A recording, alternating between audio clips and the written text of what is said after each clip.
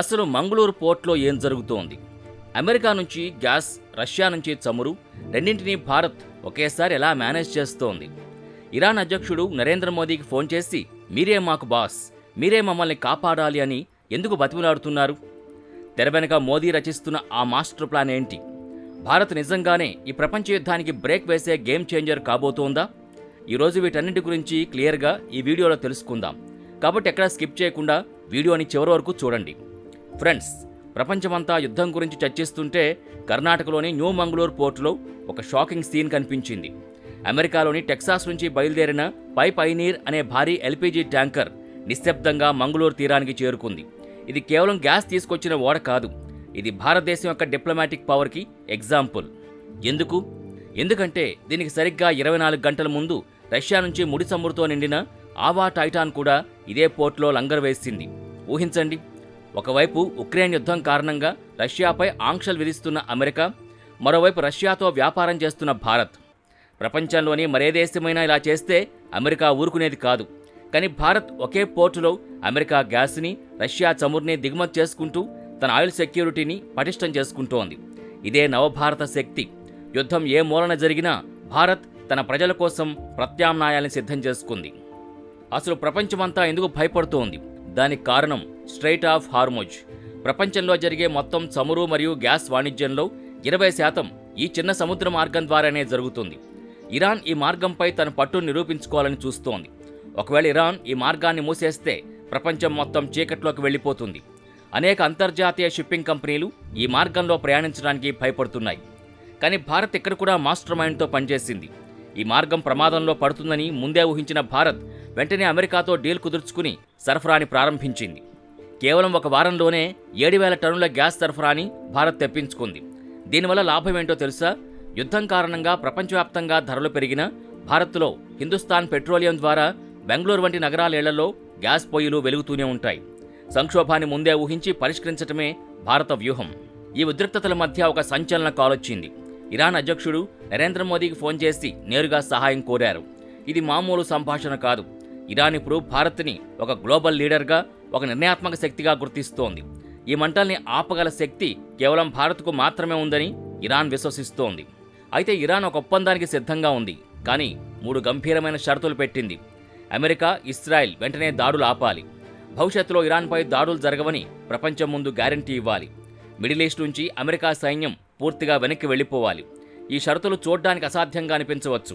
కానీ ఇరాన్ ఈ షరతుల్ని భారత్ ముందు ఉంచిందంటే భారత్ అమెరికాను ఒప్పించగలదని ఇరాన్ నమ్ముతోంది. అమెరికాకు మిడిల్ ఈస్ట్ అనేది ఒక వ్యూహాత్మక అడ్డా.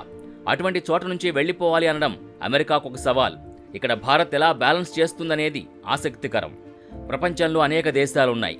మరి ఇరాన్ భారత్నే ఎందుకు ఎంచుకుంది? ఫ్రెండ్స్, దీనికి 3 కారణాలున్నాయి. తటస్థ వైఖరి. యుద్ధంలో భారత్ ఎవరి పక్షానా చేరలేదు.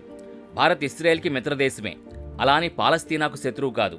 అమెరికాతో దోస్తీ ఉంది. రష్యాతో అంతకంటే ఎక్కువ బంధం ఉంది. నమ్మకం. ఇరాన్తో భారత్కి చారిత్రక సంబంధాలున్నాయి. చాబహార్ పోర్టు వంటి ప్రాజెక్టుల ద్వారా ఇరాన్కి భారత్ ఎంతో దగ్గరైంది. బ్రిక్స్ వంటి వేదికలపై భారత్ నాయకత్వం వహిస్తోంది. గ్లోబల్ సౌత్ దేశాల గొంతుగ్గా భారత్ ఎదిగింది. మరోవైపు అమెరికా తన అజెండాని స్పష్టం చేసింది. ఇరాన్ అణు కార్యక్రమాన్ని అంతం చేయడం, దాని క్షిపణి శక్తిని తగ్గించడం, ఇంధన మార్గాల్ని తన అదుపులోకి తీసుకోవడం అమెరికా లక్ష్యం. అమెరికాకు మిడిల్ ఈస్ట్లో ఇస్రాయెల్ కంటే పెద్ద మిత్రుడు లేడు. ఇటువంటి క్లిష్ట పరిస్థితుల్లో భారత్ నో సైడ్ పాలసీని అవలంబిస్తోంది. అంటే ఎవరికీ అమ్ముడుపోకుండా, ఎవరికీ భయపడకుండా కేవలం భారత ప్రయోజనాలే పరమావధిగా పనిచేస్తోంది.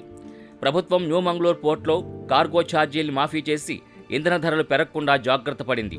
యుద్ధం ఎవరి మధ్య జరిగినా భారత సామాన్యుడి జేబుకి చిల్లు పడకుండా చూడడమే మోదీ గారి మొదటి ప్రాధాన్యత.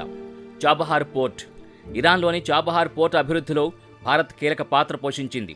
పాకిస్తాన్ దారి లేకుండా ఆఫ్ఘనిస్తాన్ మరియు సెంట్రల్ ఆసియాకు వెళ్లడానికి భారత్కు ఇది గేట్వే. ఈ ప్రాజెక్టు వల్లే ఇరాన్ భారత్ను నమ్ముతోంది. యుద్ధం వస్తే ఈ పోర్టు ద్వారా సరఫరాలు నిలిచిపోకుండా చూసుకోవడం భారత్ వ్యూహం. ఐఎంఈసీ కారిడార్. G20 సదస్సులో ప్రకటించిన India, middle east, Europe economic corridor. ఈ యుద్ధం వల్ల ఈ కారిడార్ పనులు మందగించవచ్చు. దీన్ని కాపాడుకోవాలంటే మిడిల్ ఈస్ట్లో శాంతి అవసరం. అందుకే భారత్ తెర వెనుక తీవ్రంగా కృషి చేస్తోంది. Strategic petroleum reserves SPR. భారతదేశం వద్ద అత్యవసర సమయాల కోసం భూగర్భంలో భారీగా చమురు నిల్వలున్నాయి. విశాఖపట్నం, మంగళూరు మరియు పాడూరులలో సుమారు 5.33 మిలియన్ టన్నుల చమురుని భారత్ నిల్వ చేసింది. యుద్ధం వచ్చి సరఫరా నిలిచిపోతే కనీసం 10 రోజుల పాటు దేశాన్ని నడపడానికి ఇవి ఉపయోగపడతాయి. ప్రస్తుతం ప్రభుత్వం వీటిని మరింత నింపుతోంది. యుద్ధం కేవలం భూమిపైనే కాదు, సముద్రంలో కూడా ఉద్రిక్తతల్ని పెంచింది. భారత నౌకాదళం హిందూ మహాసముద్రం మరియు అరబ్ సముద్రంలో తన గస్తీని ముమ్మరం చేసింది. వాణిజ్య నౌకలపై దాడులు జరగకుండా భారత యుద్ధ నౌకలు రక్షణగా నిలుస్తున్నాయి. ఇది భారత్ యొక్క రీజనల్ పవర్ని చూపిస్తోంది. ఆర్థికంగా చూస్తే ముడి చమురు ధరలు పెరిగే అవకాశం ఉంది. కానీ భారత్ తన రిఫైనరీల్ని పూర్తి సామర్థ్యంతో నడుపుతోంది.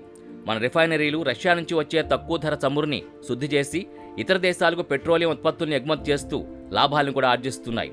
అంటే సంక్షోభంలో కూడా భారత్ అవకాశాలను వెతుకుతోంది. ఇక్కడ మనం గమనించాల్సిన మరో విషయం ఉంది. ఈ ప్రపంచ సంక్షోభంలో భారత్ ఇంత ధైర్యంగా ఎలా వ్యవహరించగలుగుతోంది? దీని వెనుక అత్యంత శక్తివంతమైన స్ట్రాటజిక్ ఎకానమీ ఉంది. అంటే ఏ అగ్రరాజ్యం ఒత్తిడికి లొంగకుండా తన సొంత నిర్ణయాలు తీసుకునే స్వతంత్రత. మరో ఇంట్రెస్టింగ్ విషయం ఏంటంటే ఈ మొత్తం ఆపరేషన్ వెనుక భారత జాతీయ భద్రతా సలహాదారు అజిత్ దోవల్ మరియు విదేశాంగ మంత్రి ఎస్ జయశంకర్ అత్యంత రహస్యమైన దౌత్యం ఉంది. ఒకవైపు ఇరాన్తో చమురు మరియు చాబహార్ పోర్టు గురించి చర్చలు జరుపుతూనే మరోవైపు అమెరికా మరియు ఇస్రాయెల్తో రక్షణ ఒప్పందాల్ని భారత్ కొనసాగిస్తోంది. దీన్నే మల్టీ అలైన్మెంట్ అంటారు. ప్రపంచంలోని మరే దేశం కూడా ఒకేసారి ఇరాన్కు అమెరికాకు ఆత్మీయ మిత్రుడిగా ఉండలేదు. కానీ భారత్ దాన్ని సాధ్యం చేసి చూపిస్తోంది. ఇక్కడ మనం చైనాతో భారత్ని పోల్చి చూడాలి. చైనా కూడా మిడిల్ ఈస్ట్లో శాంతి గురించి మాట్లాడుతోంది. కానీ చైనా వైఖరి ఎప్పుడు ఒక పక్కా పక్షపాతంగా ఉంటుంది. చైనా ఎప్పుడు రష్యా లేదా ఇరాన్ పక్షాన నిలబడుతుంది. దీనివల్ల అమెరికా మరియు ఇస్రాయెల్ చైనాని నమ్మవు. కానీ భారత్ పరిస్థితి వేరు. ఇస్రాయెల్ ప్రధాని నెతన్యాహు మరియు ఇరాన్ అధ్యక్షుడు ఇద్దరూ మోదీని గౌరవిస్తారు. ఇదే భారత్ని ఈ యుద్ధంలో అల్టిమేట్ జడ్జిగా మారుస్తోంది. అంతేకాకుండా ఎర్ర సముద్రంలో హౌతీ తిరుగుబాటుదారులు వాణిజ్య నౌకలపై దాడులు చేస్తున్నప్పుడు భారత నౌకాదళం కేవలం భారతీయ నౌకల్నే కాదు, ఇతర దేశాల నౌకల్ని కూడా రక్షించి నెట్ సెక్యూరిటీ ప్రొవైడర్గా తన సత్తా చాటింది. అంటే భారత్ ఇప్పుడు కేవలం తన గ్యాస్ మరియు చమురుని కాపాడుకోవడం లేదు, ప్రపంచ వాణిజ్య మార్గాల్ని కాపాడే బాధ్యతను కూడా భుజాన వేసుకుంది. ఇది మనం గర్వించదగ్గ విషయం. ఒకప్పుడు ఆహారం కోసం, ఇంధనం కోసం ప్రపంచ దేశాల ముందు చేతులు చాచిన భారత్ ఈరోజు ప్రపంచ యుద్ధాన్ని ఆపగల స్థాయికి దిగింది. అమెరికా గ్యాస్, రష్యా చమురు, ఇరాన్ విన్నపం ఇవన్నీ కలిపి చూస్తే అర్థమయ్యేది ఒక్కటే, ప్రపంచానికి ఇప్పుడు భారత్ కావాలి. భారత్ లేకుండా ఈ మిడిల్ ఈస్ట్ చిక్కుముడి విప్పడం ఎవరికీ సాధ్యం కాదు. ఇక్కడ మనం ఒక కీలకమైన అంశాన్ని గమనించాలి. గ్లోబల్ పాలిటిక్స్లో ఇప్పుడు ఒక కొత్త శకం మొదలైంది. గతంలో ఏదైనా అంతర్జాతీయ సమస్య వస్తే ప్రపంచ దేశాలన్నీ వాషింగ్టన్ లేదా లండన్ వైపు చూసేవి. కానీ ఇప్పుడు మిడిల్ ఈస్ట్లో నిప్పు రాజుకుంటే ఆ మంటల్ని ఆపమని ఇరాన్ నేరుగా న్యూఢిల్లీని కోరుతోంది. దీనివల్ల అర్థమయ్యేది ఏమిటంటే భారతదేశం ఇప్పుడు కేవలం ఒక ఆర్థిక శక్తి మాత్రమే కాదు, ఒక moral super power. Russia Ukraine యుద్ధంలో భారత్ ఎలాగైతే తటస్థంగా ఉంటూనే శాంతిని కాంక్షించిందో అదే వ్యూహాన్ని ఇప్పుడు ఇక్కడ కూడా అమలు చేస్తోంది. ఫ్రెండ్స్, చివరిగా మనం అర్థం చేసుకోవాల్సింది ఏంటంటే భారత్ ఇప్పుడు 1990ల నాటి బలహీన దేశం కాదు, ఇది 2026 నాటి శక్తివంతమైన భారత్.